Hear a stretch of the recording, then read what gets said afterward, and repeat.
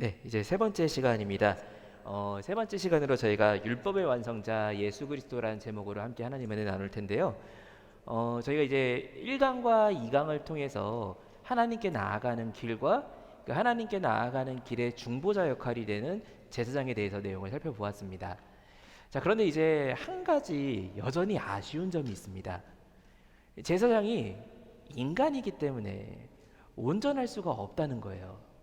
물론 하나님께서 온전하지 못한, 심지어 첫 번째 제사부터도 온전하지 못했던 그 대제사장들을 불쌍히 여기시고 사랑해 주셔가지고 대속죄일 규례를 주시긴 주셨어요. 근데 문제는 또 되풀이 됩니다. 또 되풀이 되고 또 되풀이 되고, 마치 우리도 1월 1일 날 신년이 되면은 새로운 계획을 짜잖아요. 그리고 뭐 여기 앉아 계신 또 우리 권사님들도 많이 계시는데, 권사님들 제가 이렇게 교회에서 이렇게 신방하다 보면은 꼭 말씀하시는 게, 우리 기도 제목으로 남편 술 좀 끊게, 남편 담배 좀 끊게 해달라고. 그래서 끊을 거야.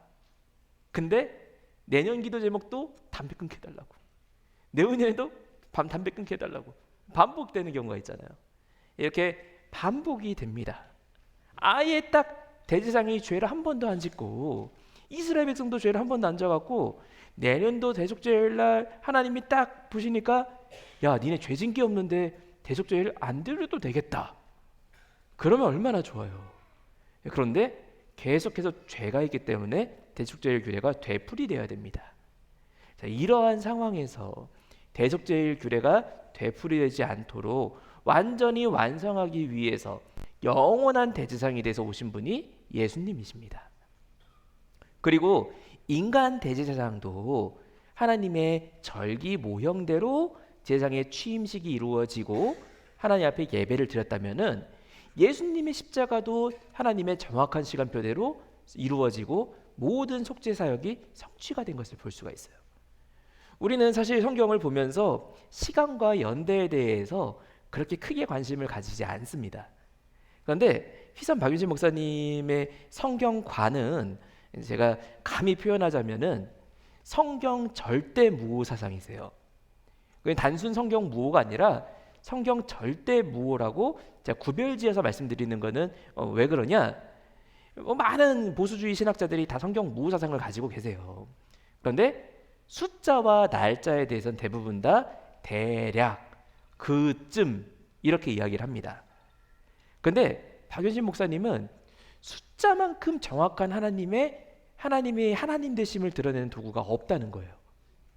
그래서 숫자는 정확하게 1이면 1이고 2면 2지, 야, 몇 명 왔어? 1.5명 왔어, 이런 거 없다는 거죠.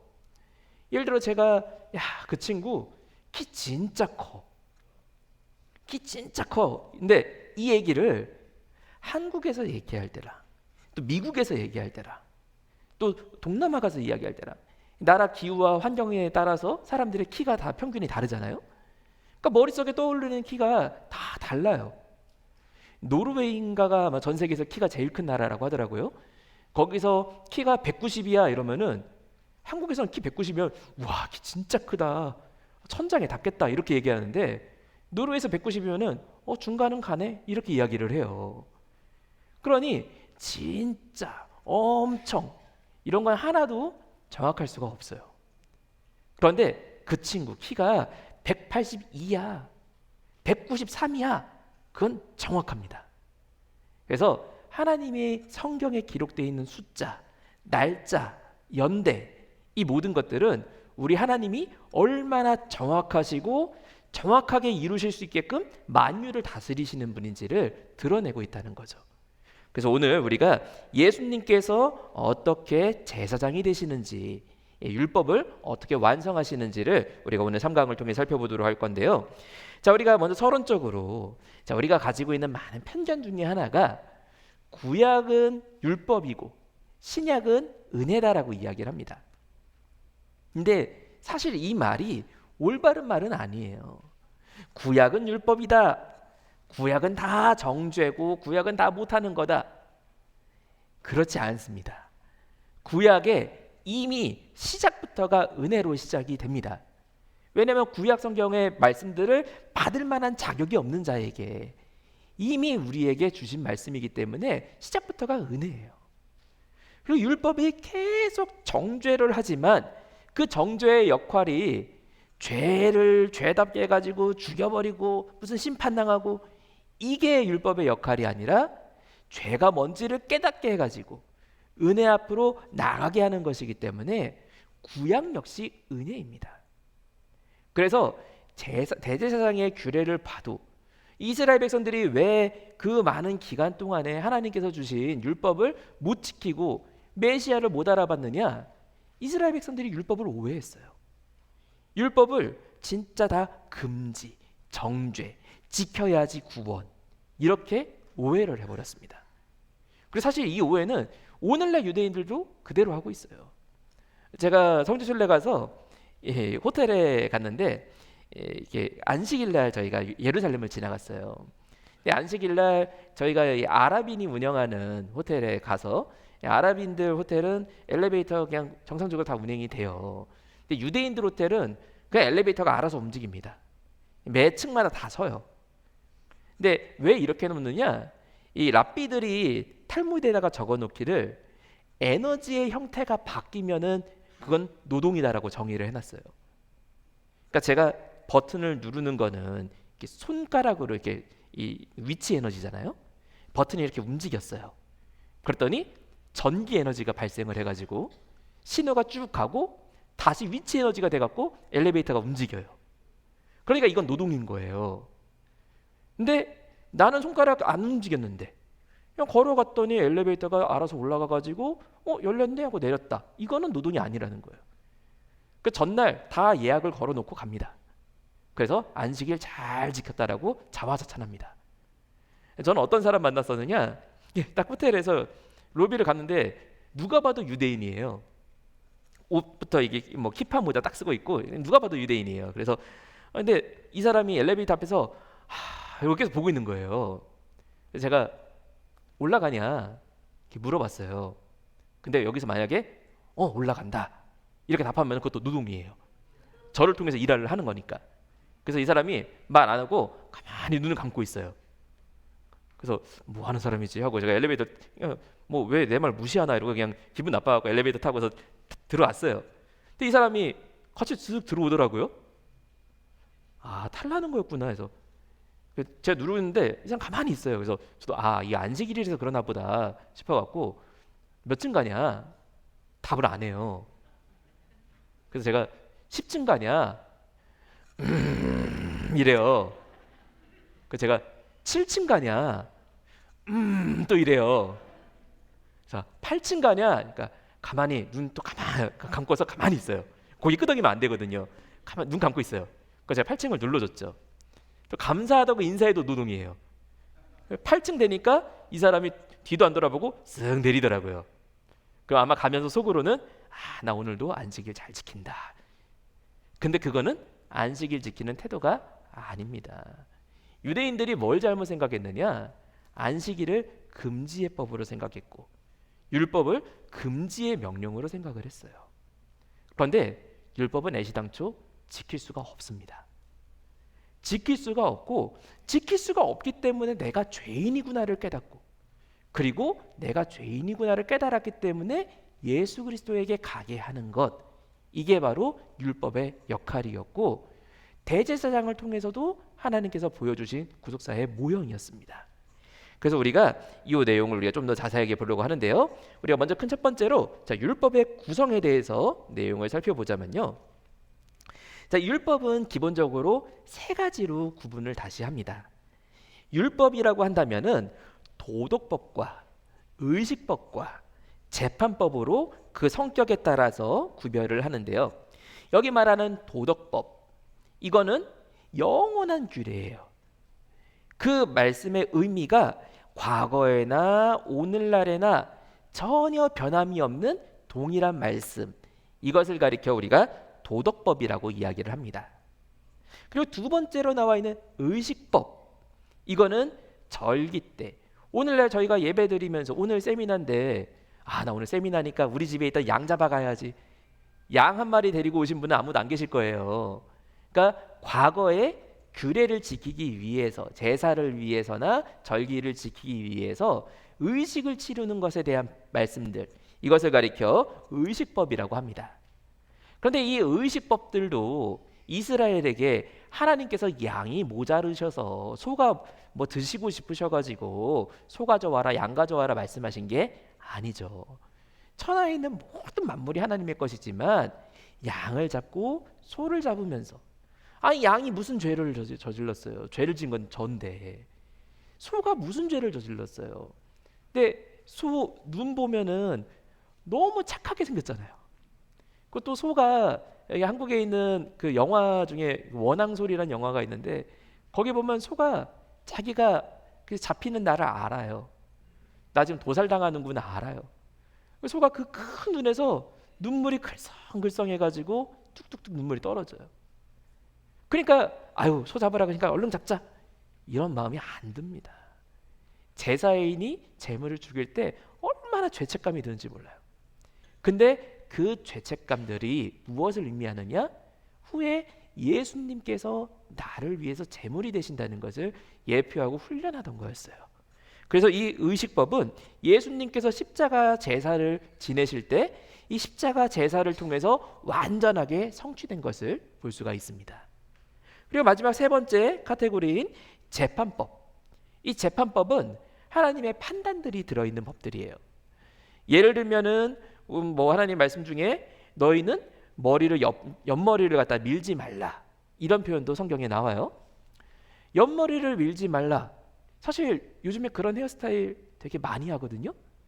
특히 한국에 유명하죠. 해병대 머리라고 하죠. 해병대 가면은 돌격머리라고 니만 남겨놓고 나머지는 다 밀어버려요. 성경대로 하면은 완전히 이건 2단 중에 2단인 머리예요. 근데 절대 그런 의미가 아니죠. 과거에는 여기 머리를 좌우를 미는 이유가 뭐냐? 여기다가 문신을 새기고 그 문신은 이방인 신을 섬기는 그 이방 신에 대한 표현들을 막 여기다 수놓기 위해서 좌우 머리를 밀어버렸거든요. 그러니 그런 이방의 풍습과 죄악된 속성을 따라가지 말라는 의미에서 말씀하신 것들이에요. 뭐 하다못해 우리가 고린도후서 9장 9절, 고린도전서죠. 9장 9절 말씀 보면은 고린도서 9장 9절에서도 소의 입에 망을 씌우지 말라. 밭 가는 소가 그 앞에 이렇게 밭을 막 갈면서 떨어져 있는 이삭 한두 개 먹는 거 그거 아깝다고 여기다가 망 씌우지 말라는 거예요. 근데 구약 때 유대인들은 야 이거 율법이니까 망 씌우면 안 돼. 그렇게 생각을 했어요. 그런데 사도 바울이 이것을 해석하면서 이게 어찌 소 때문에 하나님께서 율법을 주셨냐. 사람에게 말씀하면서 사역자에게 하나님의 수고를 나누는 것에 대해서 그것을 해석을 해갖고 말씀을 증거하고 있습니다. 이처럼 재판법들은 전부 하나님의 말씀의 그 뜻이 무엇인지 그것이 핵심적인 내용들이죠. 오늘날도 우리가 그대로 지키고 있는 것들이에요. 그러나 형식은 바뀌었어요. 과거에는 고기를 먹기 위해서는 성전에 가서 하나님께 제물을 드린 다음에 갖고 와서 고기를 먹을 수가 있어요. 오늘날 우리가 정육점에서 고기 산 다음에 교회 와서 감사헌금 드리고 집에 가서 고기 굽지 않죠. 또 오늘날 우리가 부정한 고기라고 해가지고 거기서 돼지고기라든지 저 돼지고기 되게 좋아하거든요. 근데 그런 것 그대로 다 먹습니다.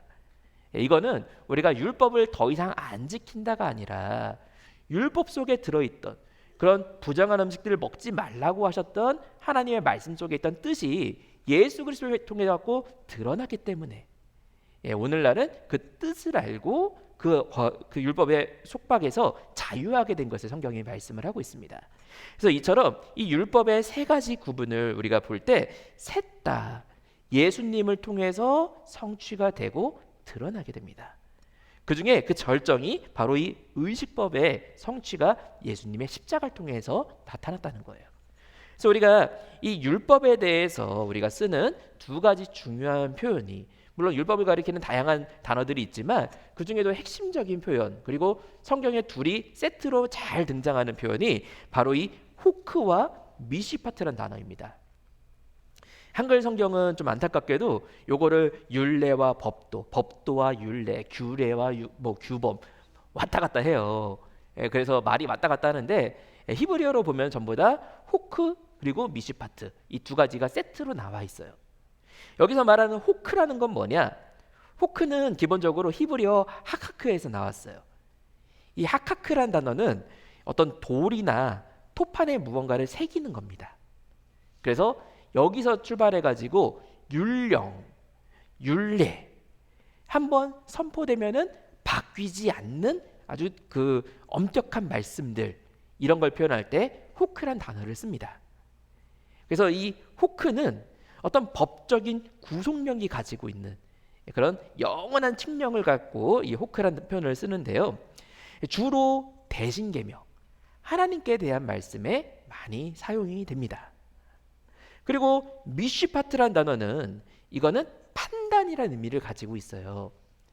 이 미쉬파트란 단어가 가지는 그 약간 뉘앙스 차이가 있다면은 자 예를 들어서 죄를 지으면은 그는 사망이다. 죄의 싹은 사망이다. 이거는 호크예요. 호크에 의해서 죄진 모든 사람은 죄가 많든지 적든지 양과 상관없이 다 사망이에요. 그런데 미쉬파트는 뭐냐? 이 박윤식 목사님 표현이 호크가 아버지의 부성의 마음이라면 미쉬파트는 어머니의 모성의 마음이래요. 야, 이 친구가 죄를 지으려고 지은 게 아니라 연약해서 너무너무 불쌍하고 안타까워서 죄를 지었지만 덮어주시는 마음, 간과하시는 마음, 이게 미쉬파트입니다. 그래서 하나님의 말씀은 호크와 미쉬파트가 함께 가면서 우리에게 구원의 역사를 성취해 갑니다.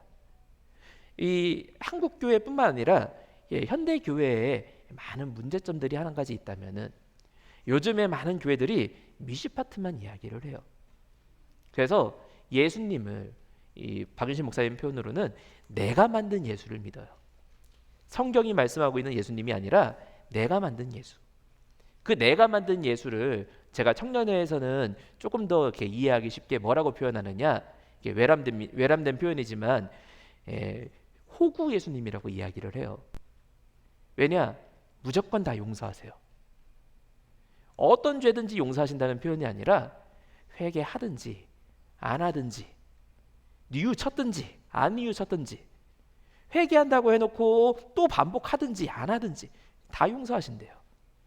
근데 그거는 성경적인 예수 그리스도가 아닙니다. 그래서 박윤식 목사님께서는 그러한 예수님에 대한 관점을 내가 만든 예수라고 표현하였습니다. 그래서 호크에 의해서 우리가 죄인인 것을 깨닫고 그리고 미쉬파트에 의해서 우리가 사함받는 길을 하나님께서 열어주시는 것, 이것이 진정한 성경에서 말씀하고 있는 구원의 길이고 이것이 제사를 통해서 우리가 1강과 2강에서 공부를 했다면은 이 모든 완성이 되풀이되고 반복되는 거 없이 영원하게 완성되는 것이 예수님의 십자가 사역을 통해서 이루어지게 됩니다. 그래서 우리가 본론으로 들어가서 자, 예수님의 십자가 사역이 이것을 어떻게 성취했는지 우리가 절기 모형을 통해 갖고 좀 더 자세하게 보도록 하겠습니다. 자, 우리가 두 번째로 자, 주 29년에 있었던 예수님의 십자가 제사에 대해 살펴보겠습니다. 자, 우리가 인간 대제사장이 예수님 그 온전한 예배를 드리는데 나답과 아비후의 범죄 때문에 실패하고 맙니다. 그러나 예수님께서 그 되풀이됐던 대속죄일의 그 얽매여 있던 사람들을 이제 예수님의 십자가 제사로 단번에 완전하게 모든 문제를 해결하신 거죠. 근데 그 해결도 그냥 냅다 아무 날이나 하신 것이 아니라 하나님께서 계획하신 시간표대로 정확하게 절기대로 이루셨습니다. 그래서 이 당시 예수님 때 당시에 우리가 달력을 보면서 잘 이해를 해야 되는데요. 그래서 예수님께서 십자가에 달리신 연대에 대해서 신학자들마다 견해가 다양하게 있습니다. 주 29년으로 보는 전통적인 견해도 있는가 하면은 뭐 31년, 33년, 30년 다양한 이론들이 있어요. 최근 같은 경우에 31년, 33년설이 가장 유력하다라고 많은 신학자들이 주장을 하지만 이 구서 시리즈 제12권의 저자이신 박윤신 목사님께서는 주 29년이 성경적으로 옳다라고 그래서 성경에 있는 구약 성경에 나타나 있는 하나님의 절기 모형과 하나님의 뜻이 가장 완벽하게 일치하는 것은 주 29년밖에 없다라고 단언을 하셨습니다. 그래서 이 29년에 있었던 달력을 제가 이렇게 쭉 다시 펼쳐갖고 표로 정리를 해봤는데요. 자, 이 당시 1월 13일, 14일, 15일 요 3일간이 예수님이 십자가에 달리셨던 3일입니다. 그런데 이 해에 한 가지 특징이 있다면, 자, 여기 1월 13일, 니산월 13일에 제가 요일을 적어놨잖아요. 무슨 요일이죠? 금요일이에요. 자, 우리가 일반적으로 우리 아까 2강에서 공부하면서 6월절이 1월 며칠이라고 공부했었죠? 1월 14일이었어요. 원래 6월절은 1월 14일 날 지켜야 됩니다. 그런데 자, 우리가 29년에 있는 달력에서 1월 14일 보니까 무슨 요일이에요? 토요일이죠. 토요일은 안식일입니다. 자, 안식일이랑 6월절이 겹쳤어요. 예, 오늘날 우리는 뭐 추석, 뭐 다양한 명절들 이게 어떤 날과 겹치면 그럼 뭐 옮기거나 하지 않잖아요. 그냥 겹친 대로 같이 한꺼번에 치르잖아요. 근데 유대인들에게서는 절대 그럴 수가 없어요. 아까 우리가 1강부터 어제부터 공부했지만 상번제는 절대 빼먹으면 안 되는 것처럼 절기 제사들과 안식일 제사도 빼먹으면 안 되거든요. 그러니 안식일과 절기가 겹치면은 이거를 각자 다 따로따로 드려야 되니까 이런 날을 가리켜서 큰 날인 안식일이라고 부릅니다. 그러니까 다른 날보다 중요하다는 의미가 아니라 안식일인데 어떤 절기가 겹쳐서 큰 날이다라고 표현하는 거예요. 그래서 이 큰 날인 안식일이 되면 어떻게 하느냐? 자, 절기는 날짜로 돼 있죠. 1월 14일이다. 혹은 뭐 몇 주를 계수해서 다음 날이다. 7월 1일 날 나팔을 불어라. 7월 10일 날 대속제일이다. 다 날짜로 돼 있어요. 그러니 안식일이 겹치면은 하루를 당깁니다. 하루 전날 미리 절기를 드리는 거예요. 그리고 안식일은 요일이기 때문에 토요일을 하루 당길 수 없잖아요. 요일이기 때문에 안식일은 안식일대로 그대로 지킵니다. 그래서 주 29년은 이때만 6월절이 며칠이에요? 1월 14일이 아니라 하루 당겨진 13일. 13일이 이때 6월절이 됩니다.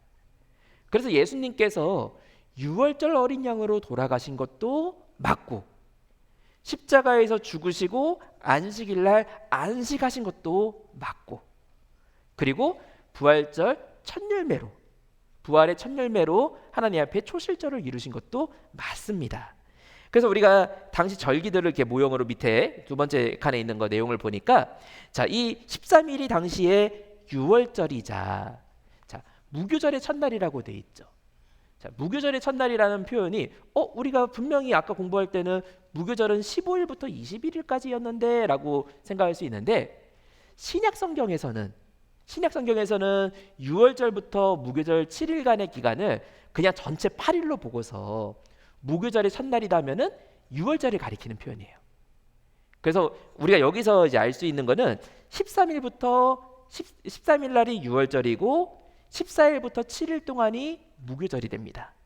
그래서 원래는 15일부터 21일까지여야 되는 무교절이 주 29년에는 14일부터 20일까지가 무교절이 됩니다.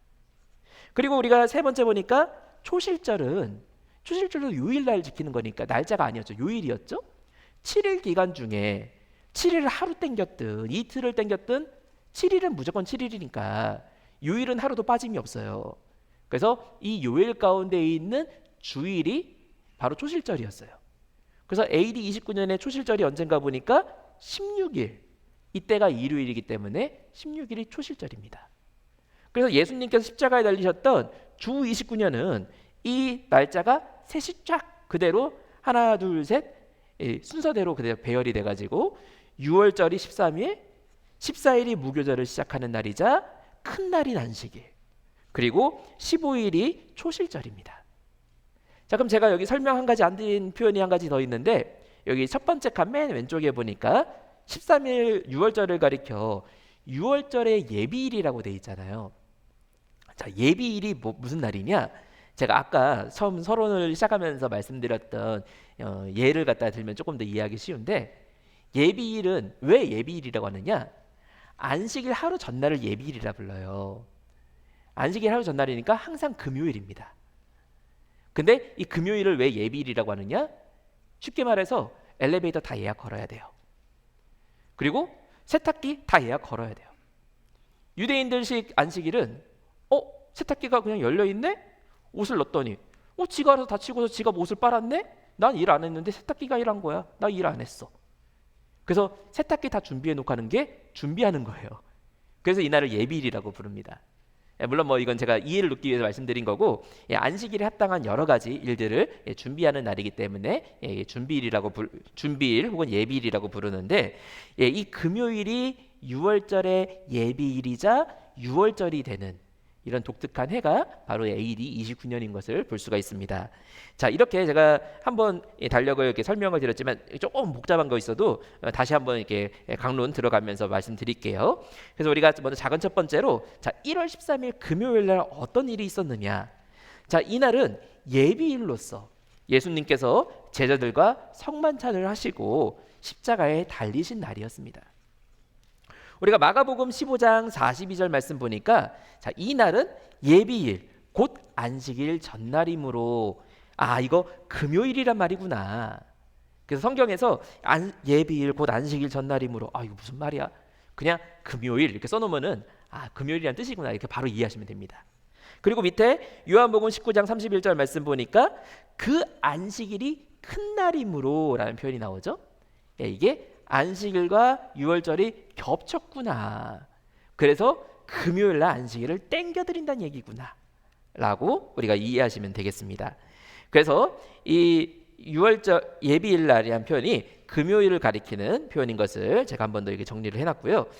자, 그리고 이제 큰 날인 안식일은 유월절과 안식일이 겹치는 토요일을 가리킨다라는 것을 제가 아까 설명드렸습니다. 자, 그래서 이 1월 13일 날 있었던 일들을 저희가 찾아보니까, 자, 먼저 이 마가복음 14장 12절 말씀 보니까 무교절의 첫날에 성만찬과 세족식이 시작이 됩니다. 자, 어떤 분들은 이거 목요일 날 있었던 사건 아니에요 라고 생각할 수 있어요. 맞아요. 현대식으로는 목요일의 사건이에요. 그러나 유대인들의 보기에는 금요일 사건이에요. 왜냐하면 하루를 세는 기준이 달라요. 우리는 보통 하루를 이야기할 때 낮과 밤이라고 이야기하죠. 근데 유대인들은 밤과 낮이라고 이야기를 해요. 왜냐하면 성경을 보니까, 우리가 성경의 창세기 창조의 내용에 대해서 보니까 해가 뜨고 지니 하루가 됐다라고 했을까요? 해가 지고 뜨고 하루가 됐다고 했을까요? 해가 지고 뜨니 하루가 됐어요. 유대인들의 이야기하는 하루는 해가 지면서 시작이 됩니다. 그리고 해가 뜨고 낮 가운데서 하루가 끝나요. 이게 유대인들식 시간을 재고 하루를 이야기하는 개념이에요. 그러니 우리는 하루의 첫 식사가 아침을 먹으면서 시작이 되죠. 근데 유대인들은 해가 지면서 시작하니까 하루의 첫 식사가 뭘까요? 저녁 식사예요. 그래서 이 저녁 식사가 바로 성만찬이었습니다. 그래서 이 마가복음 14장 12절에 유월절의 첫날 곧 유월절 양 잡는 날에 제자들이 예수님께 여쭤보면서 어디서 유월절 만찬을 예비할까요? 여쭤봐가지고 이 유월절 성만찬이 진행되는 것을 기록을 하고 있고, 그 뒤에 이어서 그 자리에서 세족식이 있었던 것을 말씀을 하고 있습니다. 자, 그리고 뭐 우리가 자세한 내용은 뭐 고난주간 공부하는 건 아니니까요. 이 정도만 소개를 드리고, 자, 그 뒤에 이제 있었던 일이 이 성만찬과 세족식, 예수님께서 제자들을 위해 대제사장의 입장에서 기도를 마무리하신 다음에 이제 겟세마네 동산에 가서 기도하러 가십니다. 성경에 나오는 표현들을 볼 때 예수님께서 습관을 쫓아 늘 기도하시던 곳이죠. 그래서 이 겟세마네에 가서 기도하는데, 자, 이 시간대가 이제 밤입니다. 그리고 이 겟세마네의 기도가 유월절날 시작한다는 것이 너무너무 중요해요. 왜냐? 이것을 일선 박윤신 목사님께서 예전에 이제 여러 편 설교를 하셨는데 2006년경에 설교하신 그 문장을 제가 그대로 여기 발췌를 했습니다. 2005년경이군요. 2005년에 설교하시기를, 그때 예수님께서 겟세마네에서 기도하실 때가 대제사장의 위임식을 하는 순간이다 라고 말씀을 하셨어요. 제가 당시에 23살이었습니다. 근데 그 당시 22살이었네요. 22살이었습니다. 당시에 위임식이구나. 그리고 그냥 넘어갔어요. 그게 무슨 의미인지 몰랐습니다. 그리고 다 잊어버렸어요. 근데 나중에 저희가 옛날에 하셨던 말씀들 찾아보니까 요 해에 그리고 그 전후로 해가지고 수차례 겟세마네 기도가 위임식하는 순간이었어 라고 여러 번 설교를 하신 거예요. 그래서 도대체 이게 무슨 말인가? 위임식이랑 겟세마네 기도랑 무슨 상관인가? 근데 이 겟세마네 기도가에서 위임식이 없었으면은 마귀한테 먹힌대요. 야, 이게 무슨 표현일까? 근데 이번엔 12권을 통해 가지고 그 내용이 명쾌하게 해설이 되어 있습니다. 자, 이게 무슨 말이냐? 이 겟세마네 기도에서 예수님께서 기도하시기를 뭐라고 기도하시느냐? 조금 나아가서 정말 이 몸에 있는 땀이 피가 되도록 기도하시면서 나의 원대로 되는 것이 아니라 아버지의 원대로 하옵소서. 예수님도 온전한, 물론 하나님이 이 땅에 오셨지만 온전한 인간의 몸으로 오셨어요. 예수님이 하나님이신데 어떻게 아프시냐? 아유, 안 아프신데 그냥 아프신 척하는 거야. 절대 아닙니다. 우리와 똑같은 성정으로 아프시고 졸리시고 피곤하시고 힘드시고 인간의 몸으로 오셨어요. 그래서 예수님께서 기도하시면서 만일 이 잔을 옮길 수 있다면, 여기 말하는 이 잔은 예수님의 십자가 제사를 가리킵니다. 그리고 그 십자가 제사는 그동안 5대 제사를 통해 가지고 우리가 봤던 것과는 비교도 할 수 없을 만큼 처참합니다. 피조물에 불과한 사람들에 의해서, 그리고 방금 전까지 예수님이 3년 동안 사역하시면서 고쳐주시고 치료하시고 낫게 하셨던 그 사람들이 예수를 십자가에 못 박아라 못 박아라 못 박아라, 예루살렘에서 호산나 호산나 하면서 환영했던 그 사람들이 차라리 저 강도 바라바라 우리에게 달라고, 예수를 십자가에 내주라고 외치고 돌을 던지고 그 자리에 침을 뱉는 그 자리를 예수님이 보시면서 이 잔을 옮길 수 있다면 옮겨주옵소서. 그러나 아버지의 뜻이라면 아버지의 원대로 하옵소서. 바로 여기서 대제사장이 갖춰야 하는 완전한 성별이 이루어집니다. 대제사장이 하나님께 소속된 존재이기 때문에, 아니 어찌 아들이 죽고 부모가 죽는데 어찌 안 슬퍼요? 어떻게 그 자리 끌어안고 울고 싶지 않겠어요? 그러나 하나님의 사람이기 때문에 그것을 다 이겨내고 그 자리에서 성별되어야 되는 것처럼 예수님께서도 제사장이시기 때문에 모든 것에서 구별돼 가지고 그 짐을 걸머지셔야 되는 거예요. 그래서 그것을 걸머지기 위해서 인간적인 그 욕심과 생각들을 다 내려놓으시는 순간, 이것이 바로 영적인 대제사장의 위임식이었습니다. 그래서 이것을 분명하게 보여주는 것이 히브리서 5장 7절부터 10절까지 말씀, 너무 중요한 구절이니까 제가 보통 세미나 할 때는 이렇게 같이 봉독해 봅시다 이런 표현 잘 안 쓰는데, 너무 중요하니까 우리 화면에 나와 있는 구절 한번 같이 읽어보겠습니다. 자, 시작. 그는 육체에 계실 때 자기를 죽음에서 능히 구원하실 이에게 심한 통곡과 눈물로 간구와 소원을 올렸고 그의 경외하심을 인하여 들으심을 얻었느니라. 자, 여기 잠깐 쉬겠습니다. 자, 지금 여기 7절 말씀 보니까 육체에 계실 때, 예수님께서 초림하셨을 때를 이야기하는 거죠. 육체에 계실 때 자기를 죽음에서 능히 구원하실 이에게 심한 통곡과 눈물로 간구와 소원을 올렸고 들으심을 얻었다. 겟세마네 기도를 가리키는 표현입니다. 그리고 우리가 마지막에 그 뒤에 있는 8절 말씀 보니까 그가 아들이시더라도 받으신 고난에 순종함을 배워서 온전하게 되셨대요. 사람은 그렇잖아요. 야, 내가 사장인데, 왜 한국 군대에서 그런 이야기 많죠? 이 차에 딱 별이 찍혀 있어요. 원스타, 투스타인데 정말 아무것도 모르는 이등병이 거기서 그 위병 그 초소를 서고 있다가 검문해야 되니까 정차하십시오 이러면은 부대가 난리가 나죠. 사단장이 왔는데, 연대장이 왔는데 이거 멈추겠다고 난리가 나죠. 사람은 내가 그래도 내 급이 있는데, 이게 사람의 모습이에요. 근데 예수님께서는 그가 창조주 하나님이시지만, 그가 성자 하나님이시지만 그대로 순종하여서 고난을 받으셨어요. 그리고 고난을 받으심으로써 온전하게 되셨다라고 말씀을 하고 있습니다. 그리고 참고로 마가복음 1장을 보면은 예수님이 이 땅에 오셔서 사역을 시작하기까지 이야기가 가장 스피디하게 막 진행이 됩니다. 근데 예수님께서 사역을 시작하실 때 세례를 받으세요. 세례를 주셔야 되는 분이 세례를 도리어 받으세요. 또한 예수님께서는 시험을 하셔야 되는 분인데 마귀 사단에게 시험을 받으세요. 왜? 구원자로서 합당하고 메시아라는 것을 아우 나 하나님인데 됐어 이게 아니라 사람에게 정확히 보여주시기 위해서 하셔야 되는 분이 받으시는 분까지 내려가셔서 순종함으로써 온전케 되셨다라고 말씀을 하고 있습니다. 예수님께서는 기도를 하시는 분일까요? 받으시는 분일까요? 받으시는 분입니다.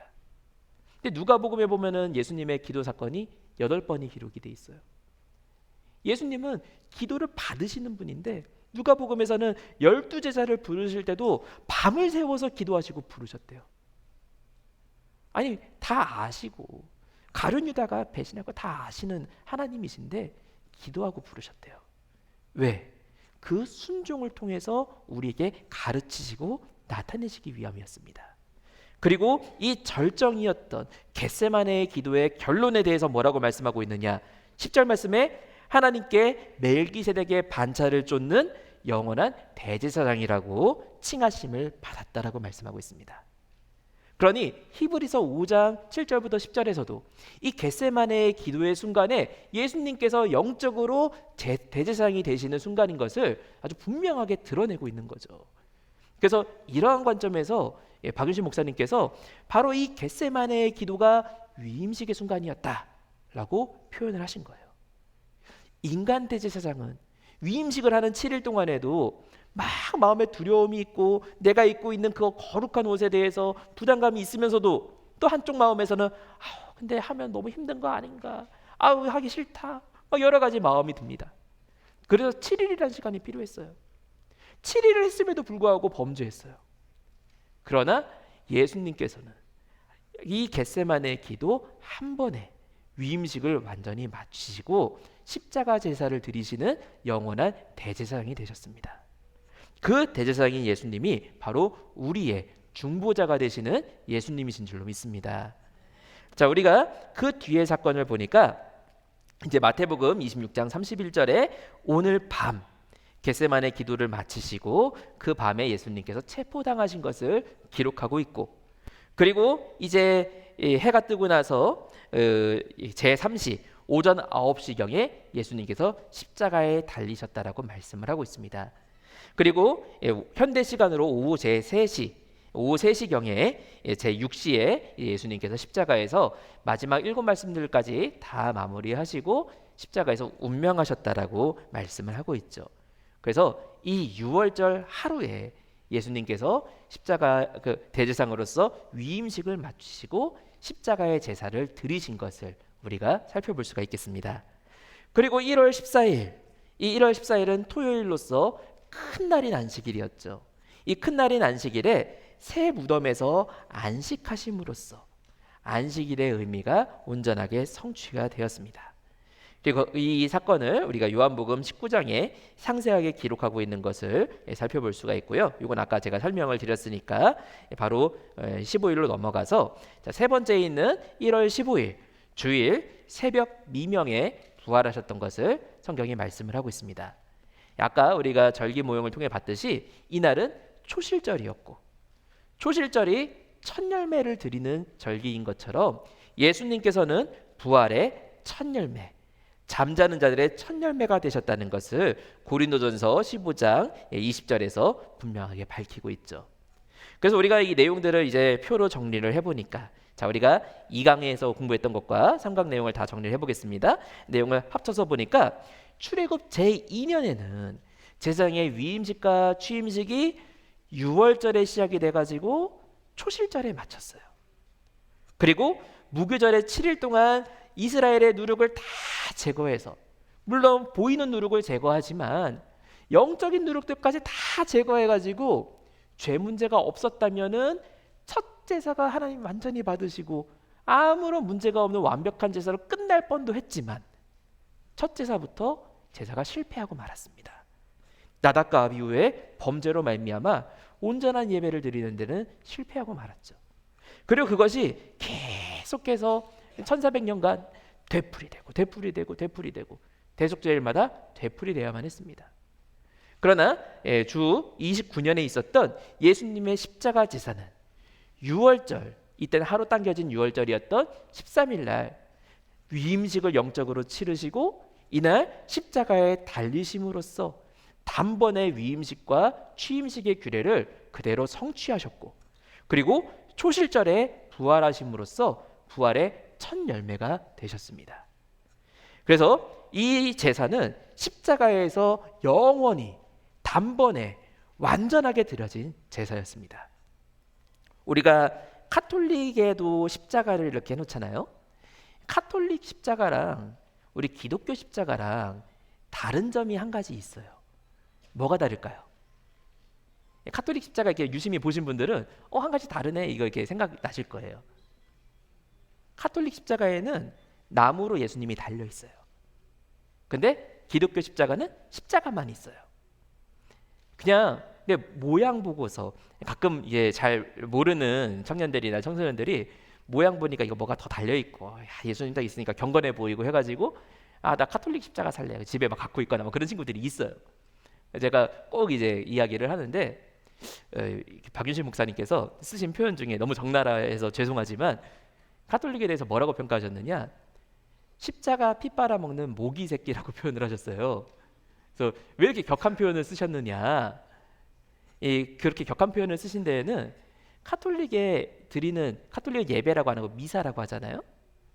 이 미사가 뭘 하는 자리냐, 이 사제가 축성기도 이렇게 라틴어로 막 랄랄랄라 막 기도를 해요.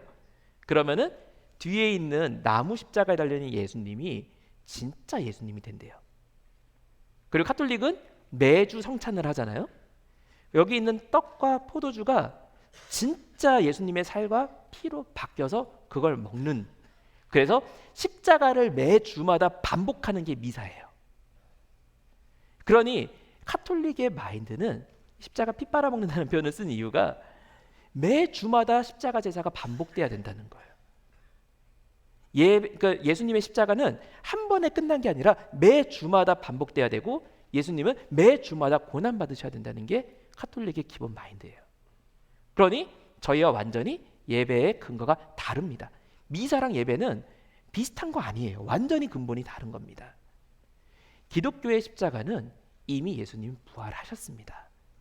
더 이상 그 자리에 달려 계시지 않습니다. 그래서 기독교의 십자가는 승리의 표징이요, 이미 완성된 예배의 표징인 줄로 믿습니다.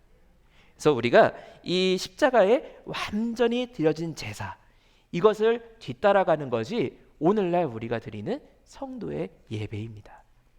참으로 감사하게도 구약 때 쟤네만 제사장이야, 혹은 예수님이 나만 제사장이야 라고 하시는 게 아니라 오늘날 우리에게도 왕 같은 제사장이라고 베드로전서 2장 9절에서 저희를 영광스럽게 불러주고 계십니다.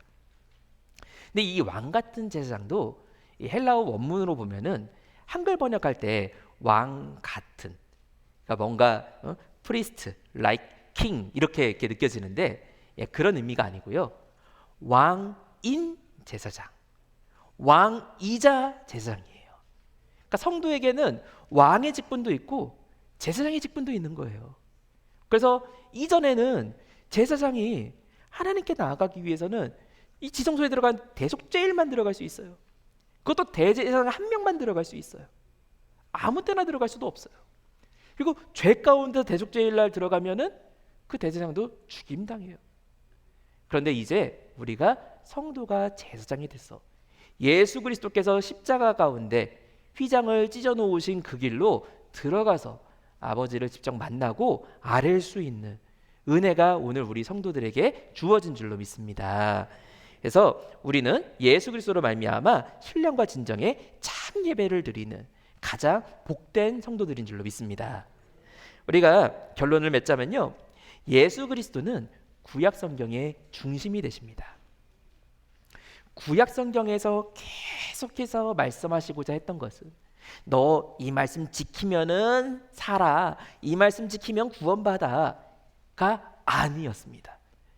유대인들은 그런 줄 알고 어떻게든 지키려고, 그래서 지키는 방법을 여러 가지로 만들고 율법에서 더하고 빼고 쌩 난리를 부렸지만, 예수님께서는 그 성경을 대해서 뭐라고 말씀하셨느냐? 이 성경이 나에 대해서 말씀하는 것이다. 그래서 성경은 영생을 주는 책이 아니라 영생을 주는 나를 증거하는 책이다 라고 해석을 해주셨습니다. 그래서 히브리서 1장 1절부터 2절까지 말씀 볼 때 이 성경을 예수님이 오심으로 풀어주셨어요.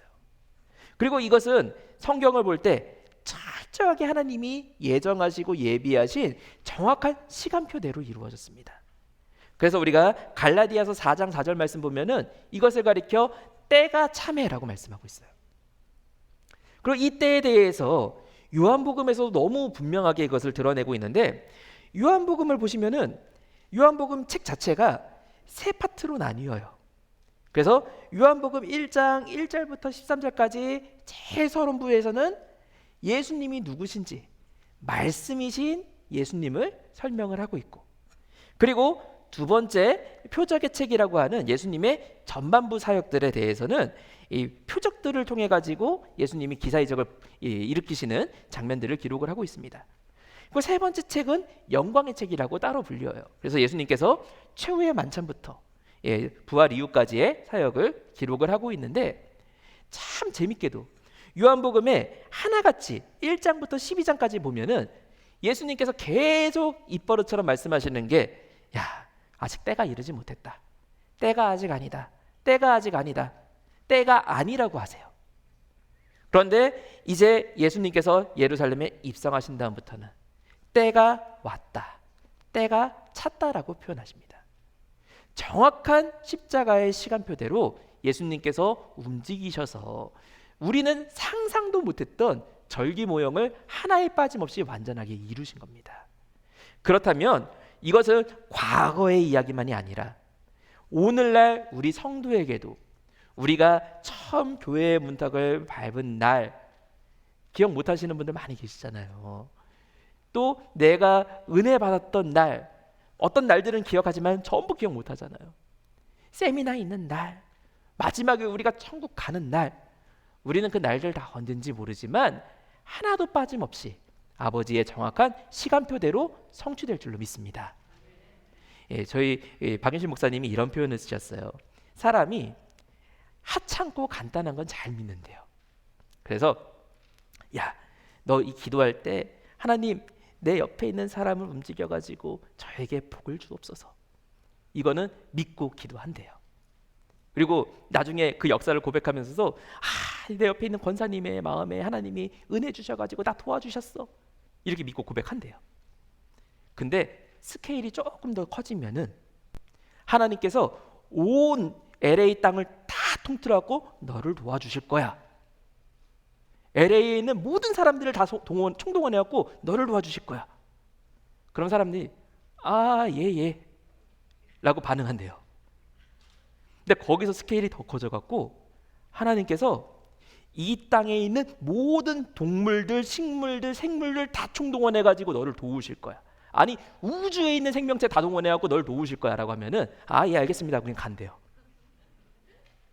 근데 우리 하나님은 나를 구원하시기 위해서 해와 달과 별의 운행까지 주장하셔서 때를 정확히 섭리하시고 내 하루하루 일거수일투족을 완성하시는 분인 줄로 믿습니다.